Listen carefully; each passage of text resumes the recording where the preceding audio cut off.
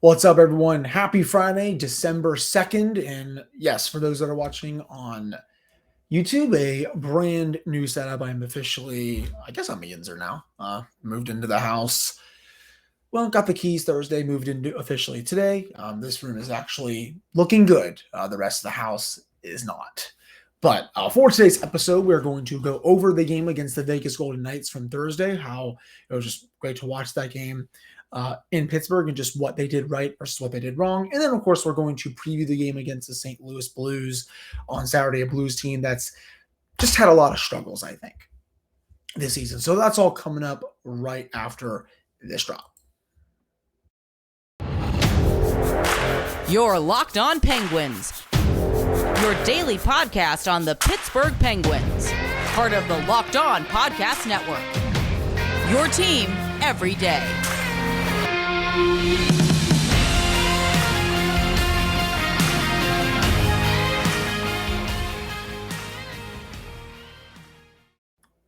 Hello and welcome back to another episode of the Locked On Penguins podcast. I am your host, Hunter Hodes. Remember to follow me on Twitter at Hunter Hodes. You can also follow the show's Twitter at @LO_Penguins. And of course, thank you all so much for making this your first listen of the day.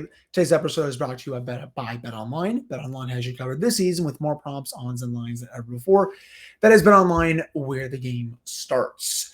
So, guys, let's just get right into it again. I feel super relieved to finally be a resident of this city. I'm hopefully going to go to a lot more games now, and I'm fired up. We love this place. It's awesome, and I think that my office setup right here, better chair, better backdrop. There's going to be pictures in the back and all that for those that watch on YouTube. So really looking forward to this office room, but just glad it's not just a gallery wall of other stuff and just a bunch of weird other stuff. Part of my language there. Anyways, let's get into it. So the Penguins, a 4-3 come from behind victory over the Vegas Golden Knights, and the Penguins were down 2-0 after that first period. But I was kind of saying to myself, would not be surprised if this team came back just because they were cooking the Knights at 5v5. The only reason the Penguins were down in that game and why I thought it was a lot closer than it should have been was because the power play for the most part was bad up until the end. And then the penalty kill had a very uncharacteristically bad game.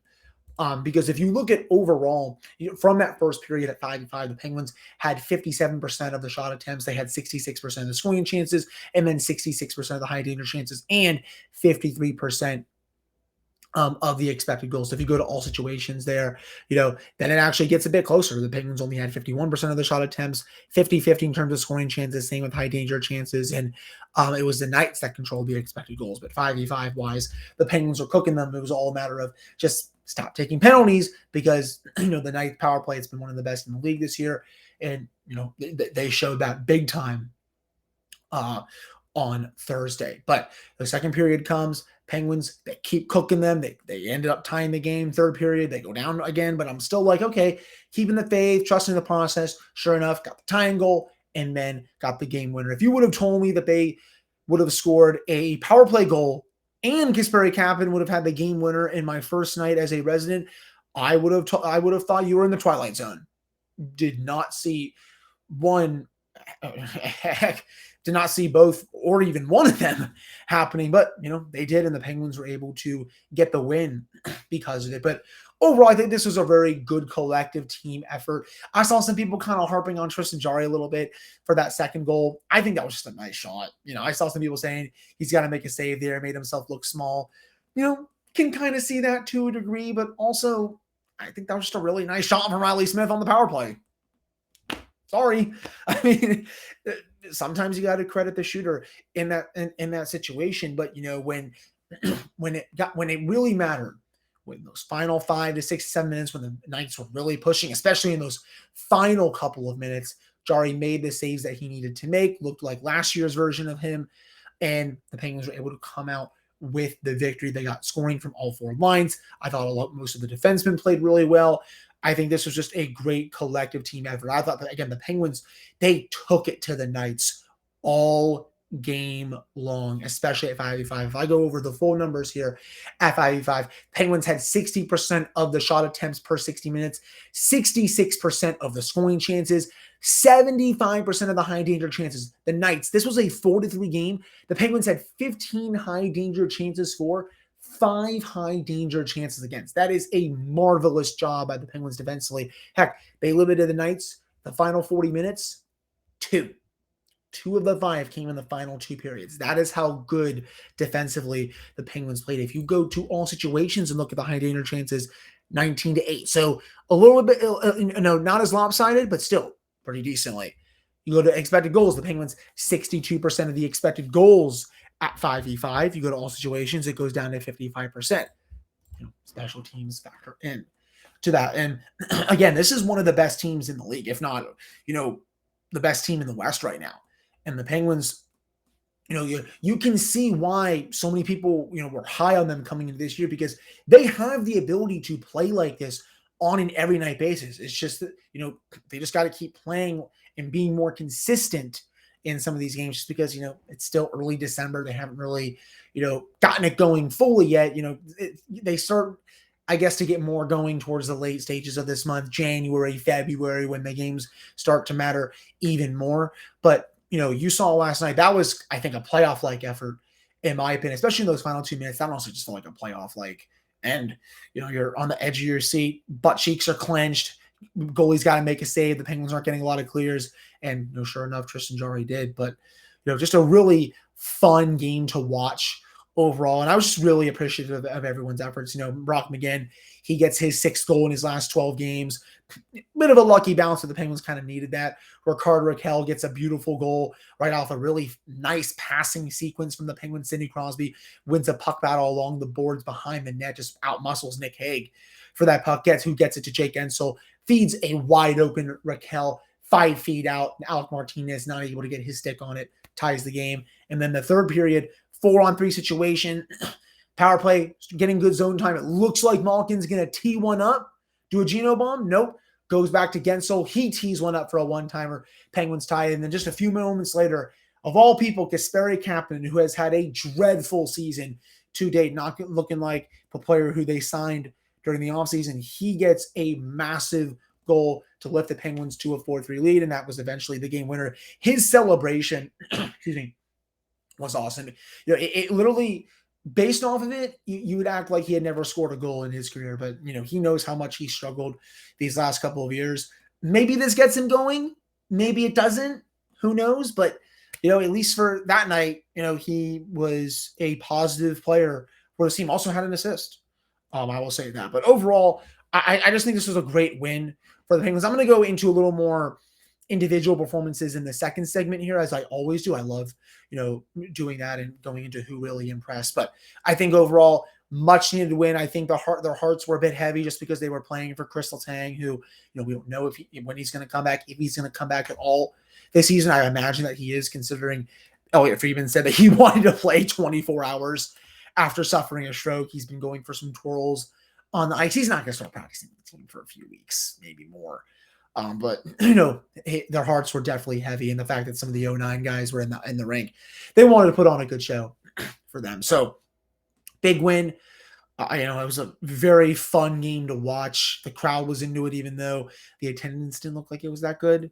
But I think there's multiple factors that play there. But the Penguins, just a couple points out of second now, 2 points out of third, 3 points out of second, So really nice win. And I'm going to get into some more individual performances coming up after this commercial break, and then we will preview the game against the St. Louis Blues to finish up today's episode. But before I get to that, on your wonderful screen for the YouTube audience, BetOnline, it's your number one source for sports betting info, stats, news, and analysis. You get the latest odds and trends for every professional and amateur league out there. From football to basketball to soccer and esports, we've got it all at betonline.net. And if you love sports podcasts, you can find those at BetOnline as well. We're always the fastest and easiest way to get your betting fix. You can head to the website today or to use your mobile device to learn more. That has been online, where the game starts. All right, I'm back here on this episode of the Locked On Penguins podcast. I am your host, Hunter Hodes. Remember to follow me on Twitter at Hunter Hodes. Follow the show's Twitter at _Penguins. And of course, thank you all so much for making this your first listen of the day. So let's get into some individual performances who I thought really stood out. And, let's start with P.O. Joseph. Honestly, Yinz, I thought that was his best game as a Penguin by far. He was phenomenal. You go to the stats. And Natural Stat Trick played 11 minutes at 5v5. He was on the ice for 70% of the shot attempts, 2 goals, 0 against, if I'm making sure I'm reading all this right, 66% of the expected goals and 75% of the scoring chances. If you go to all situations, it gets even better. 72% of the shot attempts for the Penguins when POJ was on the ice, 2 goals again, 69% of the expected goals, and then 75% of the scoring chances. He was dynamite. He was joining the rush a lot more than he usually does. His skating up the rink with the puck was flawless. His defending was beautiful. He was getting some good scoring chances. He's really starting to put it together right now. And, he's making me eat a little bit of crow because coming into the end of the season, I had Ty Smith ahead of him. I thought he was going to make the team. Obviously their cap situation did not allow that to happen, but they took a chance on him. They said, hey, it's do or die time for you. We just signed you to this new deal. It's a one-way contract. We got to see what you're made of. And so far, he is showing that the Penguins were right to sign him to that new contract because remember before then, didn't really do much in the NHL, was always just in Wilkes-Barre kind of biding his time. Now you're really seeing just how talented of a player he is. Defensively, I think it's always been there, but offensively, I've been wanting the Penguins to really unlock a little bit more in him, and I think you're seeing that right now. Whoever he plays with, he's just playing really well. I'd actually like to see him get some top 4 minutes going forward. He's been on the bottom pairing a lot with Jan Ruta most of the season when the Penguins defense is fully healthy. Kind of want to see him up there on the second pairing now because I know Petrie plays on the top pairing with Marcus Pettersson, but you could do POJ on that second lefty spot and then put whoever else you want on that right side. Maybe you want to put Chad Riedel up there, something like that. But I would move him up and then move Dumoulin down to the bottom pairing. I think POJ had an excellent game. I think that was the best game of his season to date. I'm really impressed with him. I would like to see him, really quarterbacking that second unit more, especially if Chris Letang is able to come back. I would actually take Petrie off that unit and put POJ on there because I haven't really been thrilled with Petrie's quarterbacking responsibilities yet. Just hasn't really done it for me overall, but really solid game from him, and I think he's going to build off that going forward. Brock McGinn, again, what more can you say? 6 goals in 12 games for him. Sell high, as I continue to joke, but also maybe not, just because the Penguins are up against the salary cap. I don't think they're going to trade him a year or two of a 44-year contract. And honestly, with how the bottom 6 has played for most of the season, he's been one of your best ones. I think you keep him at this point. Rakell, great goal. And Sidney Crosby, I think, had another really good game. He was good against Carolina, but he continues to impress night in and night out. He's top 5 in the league in 5v5 points. Actually, he's top 3 right now. And, he's having a season for the ages. He's on the cusp of tying Wayne Gretzky for 19 consecutive seasons of a point per game. Just the way he was able to win that puck battle from Nick Hague in the quarter, because it looks like Hague has the puck, going to be an easy zone exit. Nope. Sid just comes in, presses him against the board, says, thank you very much. I'm going to take this puck. I'm going to feed it to Jake, and I'm going to get it to Rakell, who has an easy empty netter. Just great stuff. And you all know that's Sid's office. He's going to do that every single time to whoever it is behind the net. That is Sidney Crosby at his best. I do think Tristan Jarry had a pretty solid game. I didn't really think any of the 3 goals that he gave up were bad. The third one was just a screen deflection. First one, I kind of blame on Brian Dumoulin more because he just looked like a pylon in front of the net. And then the second one, I honestly thought was just, it's just a nice shot, at least for me. I think, obviously, Kasperi Kapanen, just making his moment right there at the game-winning goal. I think he's going to continue to stay in the lineup while Danton Heinen continues to get scratched. I think right now, especially after the goal, you kind of have to keep playing Kapanen until, he potentially just falls off again. I think the Penguins would be really foolish to take him out of the lineup right now, and I just can't believe I'm saying that, to be honest with you. Otherwise, I think everyone else was fine. Brian Russ had a couple glorious chances. I honestly do think that was one of Russ' better games. He had his signature move to the net. You all know the one I'm talking about, where he drives past the defender, goes, backhand, forehand, has that signature wraparound that he always does. You can tell he's starting to gain a little bit of his confidence back, just hasn't found the back of the net. He also had a semi-breakaway on the power play, really nice pass from Crosby to spring that. I believe that came in the second period. Just backhanded it above the net. I think he had that top shelf open if he was able to hit it. I don't think Thompson was covering it that well, but just wasn't able to fit it in. But I do think Russ had a much better game. Hopefully at some point he's going to start scoring now, just because he's not living up to that contract right now. But I do think this was a small step in the right direction for him. There really aren't too many negatives out of this game. The power play continues to be mostly bad, but they did get the big game-tying goal. That was their first power play goal in 7 games. At this point, that broke an 0-for-14 slump. They need more out of it. It was good to see the puck movement much better. I think even the power play before that, the movement was more crisp. They were getting some solid chances, getting some traffic in front of the net. I actually really liked reading Josh Yohe's article of The Athletic after the game, and he was talking to Jake Ensel about some of the struggles. And Jake said they kind of went back to basics and they looked at some analytics for the power play, and how last season the Penguins were top 5 in the league among teams in screening their goalies per game. And he said that they were looking at some numbers lately and they weren't doing that as much. He said they were towards the bottom half of the league in it. And he thinks that that's going to be a big catalyst to really turning this thing around. And he said, that's what they were able to do for that power play goal in the third period that Jake was able to score. It did obviously look like that Sid was in front. He's not usually there. Usually he's behind the net in his office, but gotta do something else at times, right? But yeah, I really was intrigued and fascinated by that answer. I'm curious to see if that changes some things with the power play moving forward. If there's more screens in front of the net, will that lead to more goals, or is the puck moving going to be as good? All that stuff. Really fascinating answer, I thought, from Gensel when Josh asked him that. Definitely go check out that article if you haven't read it already. Most of the defense I thought was fine. Brian Dumoulin kind of had a meh play on the first goal that was scored by Eichel. Outside of that, I think he was fine. He has, and I'm trying not to harp on him too much. I think he's been mostly fine since he's been taken off the top pairing. He just doesn't need a lot of those minutes. But on that Eichel goal last night, it just was not pretty. Hopefully you don't really see too much more of that in these next few games, especially with Letang out. Defending wise, thought everyone played really well in the third period. You're doing something right when you're holding a team to only 5 high danger chances. And that's one of the best teams in the league. They are the best road team in the league, but this is looking everything like a Stanley Cup contender right now. I think that's really all I have from an individual performance base for this segment. I thought Gino had his legs. That chance that he had in the third period when he comes in, goes 1-on-3, splits the defense, gets the shot off. That probably would have been a top 3 goal of his career. I think you all know the one that I'm talking about if you watched it. Just knifed through those Vegas players like it was nothing. Almost scores. I think he even almost hit in the rebound too. Just a unbelievable individual effort by Malkin. And again, I think that would have brought the house down for sure. And I think you would have seen that on SportsCenter, to say the least.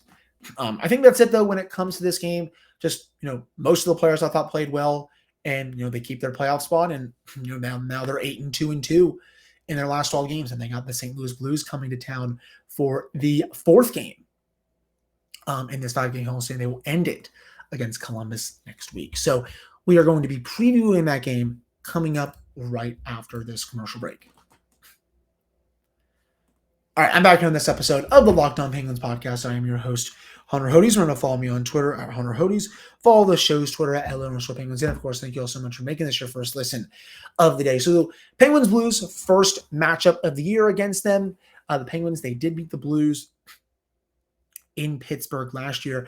I'm making sure they played them in St. Louis as well. I believe they actually swept the season series against them. The second one, though, that big comeback 3-1, that was the one I remember a lot more, of course, because I think it was one of the games of the season for the Penguins. And yes, I do confirm, they did sweep the Penguins. I just want to have this. I just want to double check this because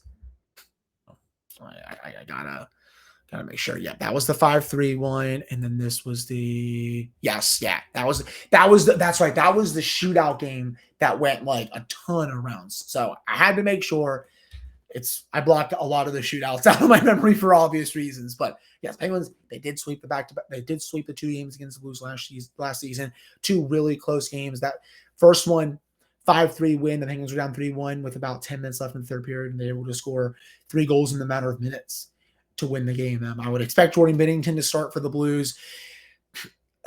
I'm trying to be nice, but he is a legitimate piss baby. That guy, I don't know if you all saw the replay. I put it on my Twitter page last night. For those of you around on Twitter, he tried to, for some reason, to check Jordan Staal of all people, and Staal just like bulldozed over him, and Binnington just went falling to the ice. I'm like, dude, can you be any more of a baby? It's just like, he's a total man child. He's not even that good to begin with. The Penguins, they just got to get him off his game. I think that's honestly the biggest key for them to win this game. If you can get Binnington off his game, he's going to let in a decent amount of goals. He played well against them in that game last season until the Penguins really blitzed him in that third period, and he was not happy. He was kind of throwing a tantrum or two, and that's what he does. I think he's one of the biggest babies in the league. And it's not even a monthly thing; it's a weekly thing at this point. And I know the Blues have been kind of below average this year, 11-12, a little lower in the Central Division, but this is still a team that can be dangerous. Pavel Buchnevich, Robert Thomas, Vladimir Tarasenko on the top line. Tarasenko had a renaissance year last year, even after being traded. Scores over 30 goals, point per game player. Very, very good sniper. Robert Thomas has really developed into a strong first-line center. Pavel Buchnevich is making the Rangers look foolish for trading him. Brandon Saad, Ryan O'Reilly, Josh Lavo. O'Reilly, not what he used to be, I will say that, but he is still a good player. You know what you're going to get from him defensively. He's one of the best two-way centers in the league. Can put the puck in the back of the net. He's a bit older now, but he's still a top 6 center. He's going to be tough to go up against. And then obviously Brandon Saad, hometown Penguins kid, Jordan Kyrou, Braden Shen, Ivan Barbashev. Shen has killed the Penguins numerous times in the past. Would not be surprised if he gets a goal against them. Jordan Kyrou, I think, is really turning into a solid top 9 player. I think he's probably going to be in their top 6 at various points throughout the season. And then Noah Chari as the 4th line center, Jake Neighbors. And then they actually have Robert Bortuzzo, former Penguin, playing forward right now. Funny enough. They have a couple injuries, Logan Brown, Scott Pernovich, and then Marco Scandella defensively. Nick Leddy, Colton Parayko. Leddy, not what he used to be. He's kind of washed, but Parayko, he's the guy to look out for the Blues on their defense. Very good offensive puck-moving defenseman, can also play well in his own zone. I think he's one of the more underrated defensemen in the league. Torrey Krug, Justin Falk. Krug, good power play quarterback, always been solid in that regard. 5v5-wise, not as good, but he can still put up points throughout the wazoo. Justin Falk, decent enough. Callie Rosen, Nico Mikkola. Remember, Mikkola and Crosby, they've had their run-ins before. They've had more than just one run-in before. And this is a hard how do I say this? This is a hard-nosed team to play against. It's a Craig Berube coach team. You know what you're going to get with them. This is not a team I think the Penguins should take lightly. But again, big keys for me to winning this game. Getting into Binnington's grill. He's bound to have at least one, maybe even more, just baby sessions where he's just taking stupid penalties or trying to come out of the net and hit people or something like that. He's just clueless. I want to see the penalty kill get back to being much better. They had a rough night against the Golden Knights, but I also think the Knights just have much more talent on their first power play. I mean, the Blues have, they have good players on their power play. Buchnevich, Thomas, Tarasenko, Krug, Kyrou. So they're not to be taken lightly, but I think with the Knights, they have them beat. They are in terms of high-end talent that they can put on the first unit. So I think that's another big key for me. And then again, keeping it 5v5, I want to see the Penguins. If you're able to blitz the Knights, who, like St. Louis, are a heavier team, I think they should be able to blitz this Blues team at 5v5 as well. At least that's just how I see it. So another very winnable game here. We'll see if the Penguins can make it 9 out of 13 before they'll have another winnable game on Tuesday when they play the Columbus Blue Jackets. So that will do it for this episode of the Locked On Penguins podcast. Hope you all enjoyed that little preview, looking over the lines, looking over who to watch out for. Again, would not be surprised if Braden Shen scores against this team. Tarasenko, obviously a great sniper. Buchnevich, He's been great throughout his career. Just because this Blues team is below average this year does not make them a pushover. They have a lot of talent. They can score at will. And when Binnington is on, I think he's one of the better goalies in this league. So I'll be curious to see how he plays in this one, assuming he does get the start, but I don't really see why he wouldn't. At this point, I don't think they're going to start Thomas Greiss or anything like that. But again, thank you all so much for listening. And I'm super fired up to be in Pittsburgh now. This will be where I will be recording basically every episode. I have my PC set up in here, and maybe I'll rearrange some stuff in the back, but I figure that's a cool backdrop, and I'll have some pictures back there as well. But I hope you all have a wonderful weekend. See what the Penguins can do on Saturday. Then we will recap the game on Monday for a fresh new slate of episodes to start your first full week of December. So again, thank you all so much for listening. Hope you all have a wonderful weekend. I'll talk to you all on Monday.